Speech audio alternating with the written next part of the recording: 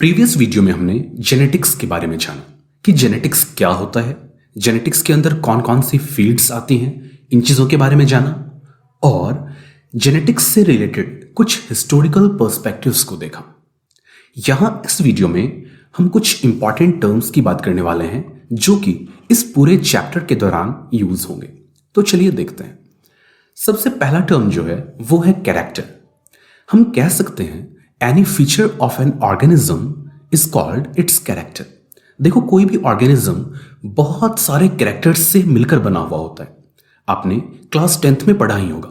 Class 10th में जो आपका चैप्टर था जेनेटिक्स का, जहां कि आपने मेंडल के एक्सपेरिमेंट्स को देखा था, जो मोनोहाइब्रिड क्रॉस था और जो डायहाइब्रिड क्रॉस था। आपको याद होगा वहां आपने पी प्लांट के एग्जाम्पल को देखा था। तो पी प्लांट के अंदर बहुत सारे कैरेक्टर्स थे, जैसे कि जो स्टेम का हाइट है, जो फ्लावर का कलर है, फ्लावर का जो पोजीशन है, सीड का जो शेप है, बहुत सारी ऐसी चीजें हैं जिन्हें कि हम कैरेक्टर्स कहते हैं। और एक मिलता जुलता टर्म है जहां के बच्चे कंफ्यूज होते हैं, वो है ट्रेट। ट्रेट क्या है भाई? Traits are the variable forms of any particular character, यानी कि किसी एक कैरेक्टर का जो भी वेरिएबल फॉर्म होगा उसे हम ट्रेट कहेंगे। फॉर एग्जाम्पल देखो, अगर स्टेम हाइट का एग्जाम्पल लेते हैं जो कि एक कैरेक्टर है, इस हाइट का दो फॉर्म हो सकता है, आइदर टॉल और ड्वार्फ। अगर हम फ्लावर कलर की बात करें तो पर्पल हो सकता है, वाइट हो सकता है, अगर हम पी प्लांट के संदर्भ में बात करें तो। यानी कि अगर हम बात करते हैं स्टेम हाइट की, तो स्टेम हाइट अपने आप में क्या है? एक कैरेक्टर है। और इस कैरेक्टर के दो ट्रेट्स आप देख रहे हो, एक टॉल और दूसरा ड्वार्फ। यानी कि कैरेक्टर जो है वो किसी ऑर्गेनिज्म के किसी फीचर को कहते हैं, और इस फीचर के जो वेरिएबल फॉर्म्स होते हैं उन्हें हम ट्रेट्स कहते हैं। आई थिंक ये क्लियर हो गया होगा आपके दिमाग में। अब बात करते हैं एक बहुत ही इंपॉर्टेंट टॉपिक की, जो कि है जीन। जीन क्या है? It is the segment of DNA which is responsible for the appearance और एक्सप्रेशन ऑफ एनी कैरेक्टर। आपको पता होगा कि सेल के अंदर जो न्यूक्लियस होता है, उस न्यूक्लियस के अंदर क्रोमैटिन मटेरियल होता है जो कि हमारा जेनेटिक मटेरियल है। और इसका अगर केमिकल नेचर देखें तो वो बना हुआ होता है डीऑक्सी राइबो न्यूक्लिक एसिड यानी कि डीएनए से। तो डीएनए का ही सेगमेंट देखो, डीएनए बहुत लंबा होता है। हर एक सेल के अंदर इतना डीएनए होता है, अगर आप उसको सीधा करोगे ना तो लगभग 6 मीटर के आसपास हो जाएगा एक सेल के अंदर का डीएनए। इस डीएनए के ऊपर बहुत सारे अलग अलग जो सेगमेंट्स हैं इस डीएनए के, वो हमारे अलग अलग कैरेक्टर को कंट्रोल करते हैं, और उन्हीं हर एक सेगमेंट को हम जीन का नाम देते हैं। देखो, यहां आपको एक सेल दिख रहा है। इस सेल के अंदर ये इसका न्यूक्लियस है। न्यूक्लियस के अंदर क्रोमैटिन मटेरियल होता है जो कि क्रोमोसोम्स को बनाता है। एक्चुअली जब सेल डिवाइड करने वाला होता है ना, तो ये क्रोमैटिन मटेरियल ही कंडेंस होकर के क्रोमोसोम को फॉर्म कर देता है। तो यहां जो क्रोमोसोम्स होते हैं, क्रोमोसोम की अगर केमिकल नेचर की बात की जाए या फिर इसके कंपोजिशन की बात की जाए, ये बना हुआ किस चीज का होता है, तो ये डीएनए का बना हुआ होता है। और डीएनए के अलग अलग सेगमेंट को हम क्या कहते हैं? जीन कहते हैं। अब बात ये आती है कि जो जीन है वो कैसे किसी कैरेक्टर के एक्सप्रेशन को या फिर अपीयरेंस को कंट्रोल करता है। छोटा सा एग्जांपल लेते हैं। मान लो हाइट की बात करें। अगर मान लेते हैं कि इस डीएनए का जो ये हिस्सा है ना, ये हाइट वाला जीन है जो कि हाइट के बारे में इंफॉर्मेशन रखता है। अब क्या होगा? देखो, ये जो जीन है ना, कहाँ है? न्यूक्लियस के अंदर है। जब इस जीन को अपना काम करना होगा, यानी कि इसे खुद को एक्सप्रेस करना होगा, तो इस जीन को देखकर फॉर्मेशन होगा किसका? एमआरएनए का, यानी कि मैसेंजर आरएनए का। जो भी चीजें मैं यहां आपको बता रहा हूं, वो सारी चीजें नेक्स्ट चैप्टर यानी कि मॉलिक्यूलर बेसिस ऑफ इनहेरिटेंस में बहुत डिटेल में बताने वाला हूं। यहां बस एक बेसिक इंट्रो दे रहा हूं आपको। तो जो जीन है उसको देखकर फॉर्मेशन हुआ किसका? एमआरएनए का। अब ये जो एमआरएनए है यानी कि जो मैसेंजर आरएनए है, वो न्यूक्लियस से बाहर चला जाएगा और न्यूक्लियस के बाहर साइटोप्लाज्म में पहुंचेगा, जहां की रफ एंडोप्लाज्मिक रेटिकुलम पर मौजूद जो राइबोसोम्स हैं वो इस एमआरएनए को देखकर किसका निर्माण करेंगे? प्रोटीन का निर्माण करेंगे। तो एमआरएनए से किसका फॉर्मेशन हो गया? प्रोटीन का फॉर्मेशन हो गया। और ये जो प्रोटीन है, ये ही उस खास कैरेक्टर को कंट्रोल करेगा, उस खास कैरेक्टर को एक्सप्रेस होने में मदद करेगा।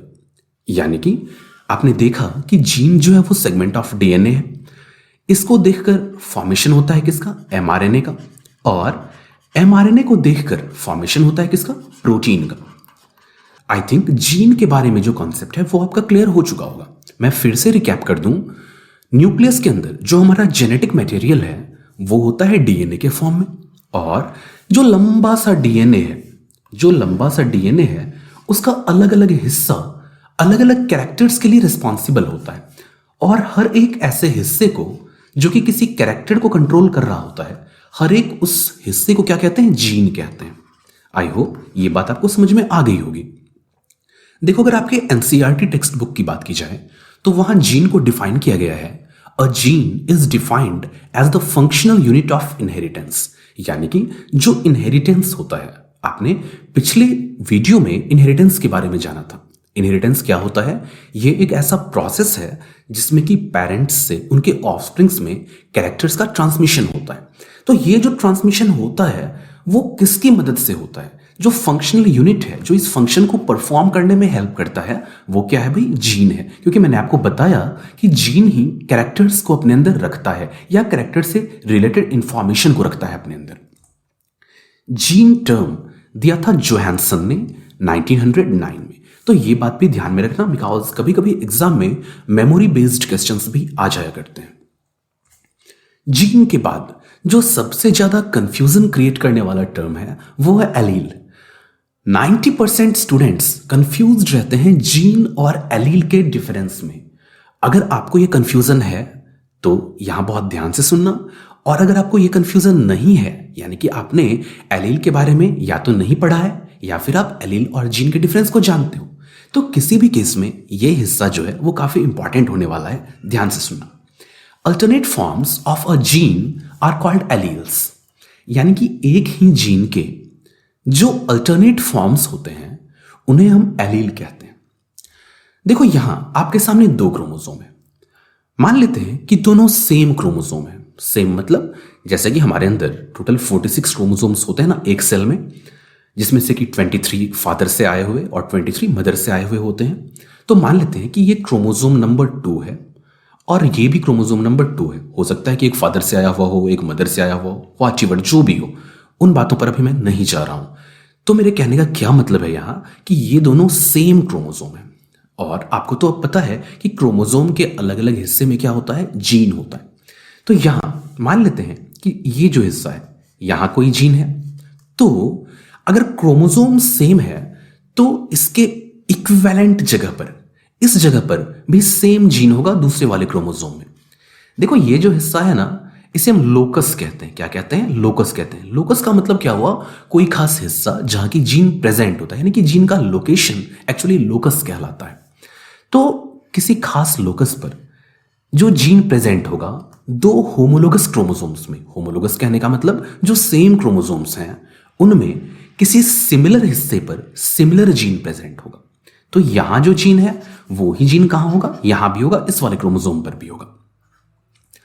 अब देखो, अगर हम बात करें इस जीन की, ये जो जीन है, अगर हम इस जीन की बात करें तो जैसा कि मैंने आपको बताया था कि इस जीन को देखकर फॉर्मेशन होगा आरएनए का, प्रिसाइजली बोलूं तो एमआरएनए का फॉर्मेशन होगा, और उस आरएनए को देखकर फॉर्मेशन होगा प्रोटीन का।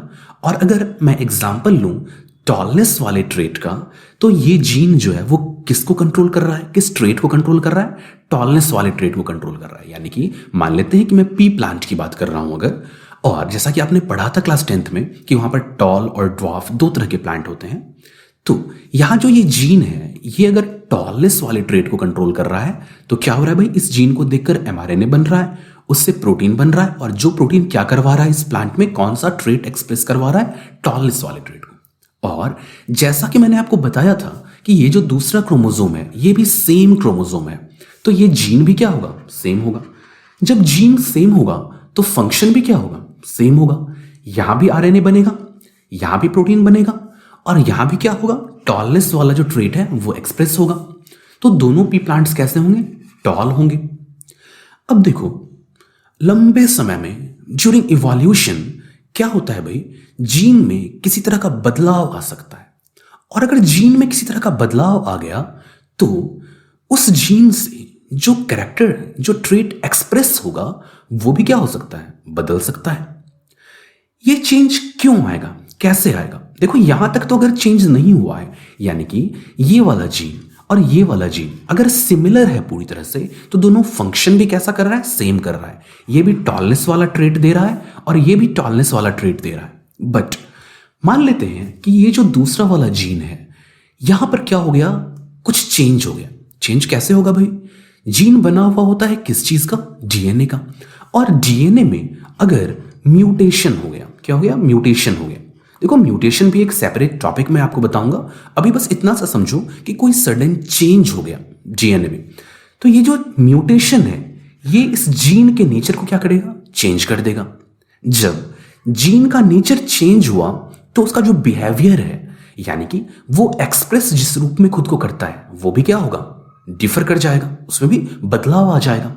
तो जैसा कि आपने देखा था क्लास 10th में कि वहां पर पी प्लांट में हाइट वाले कैरेक्टर को दो ट्रेट्स रिप्रेजेंट करते थे, एक तो टॉल और दूसरा ड्वार्फ। तो यहां पर क्या हुआ है भाई, पहला वाला जीन जैसा कि था वैसा ही रह गया, यानी कि आप इसे ओरिजिनल फॉर्म कह सकते हो, या फिर इसे आप ओरिजिनल के अलावा वाइल्ड टाइप भी कह सकते हो। वाइल्ड का मतलब जैसा पहले से था वैसा ही, कुछ भी उसमें चेंज नहीं हुआ। ये वाला जो एलील है पहले वाला, वो ओरिजिनल है, या फिर हम इसे वाइल्ड एलील भी कह सकते हैं।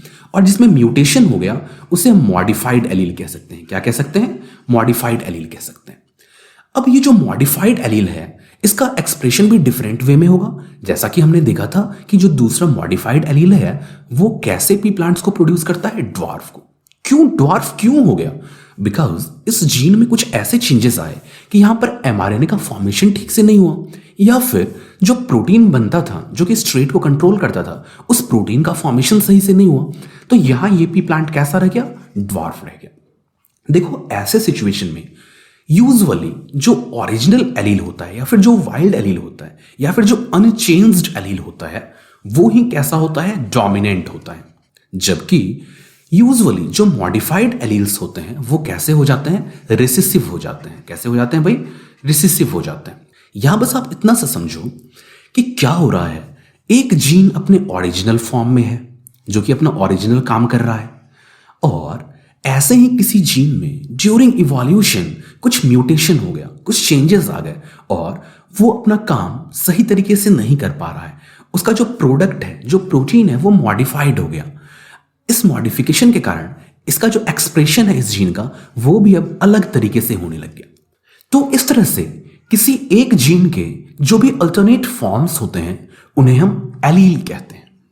और अब तक आपने एलील के बारे में किन बातों को देखा? किसी एक जीन के अल्टरनेट फॉर्म्स को हम एलील बोलेंगे। जो एलील्स होते हैं वो होमोलोगस क्रोमोसोम के सेम लोकस पर प्रेजेंट होते हैं। लोकस का मतलब लोकेशन। यहां देखो इस क्रोमोसोम का जो सेंट्रोमियर है उससे इस वाले जीन की जो डिस्टेंस है, अगर ये जो दूसरा वाला होमोलोगस क्रोमोसोम है उसमें सेंट्रोमियर से उतने ही डिस्टेंस पर देखें तो ये वाला एलील प्रेजेंट होगा। ठीक है। और एलील्स जो फॉर्म होते हैं वो क्यों होते हैं, म्यूटेशन की वजह से। जैसा कि आपने देखा कि जो पहले से ओरिजिनल टाइप था उसमें जब कोई मॉडिफिकेशन हो गया तो क्या बन गया भाई, दूसरा वाला टाइप बन गया जो कि दूसरे तरीके से एक्सप्रेस हो रहा था। और इन दोनों अल्टरनेट फॉर्म्स को हमने क्या कहा, एलील कहा। तो इस वीडियो में हमने कैरेक्टर के बारे में जाना, ट्रेट्स के बारे में जाना, जीन और एलील के डिफरेंसेस को समझा। नेक्स्ट वीडियो में कुछ और इंपॉर्टेंट टर्म्स की बात करेंगे, जैसे कि होमोजाइगस, हेटेरोजाइगस, हेमीजाइगस वगैरह वगैरह। आई होप आपको बातें समझ में आई होंगी। अगर कोई कंफ्यूजन है तो कमेंट में जरूर पूछना, और आपको ये वीडियो कैसा लगा जरूर बताना। Thank you.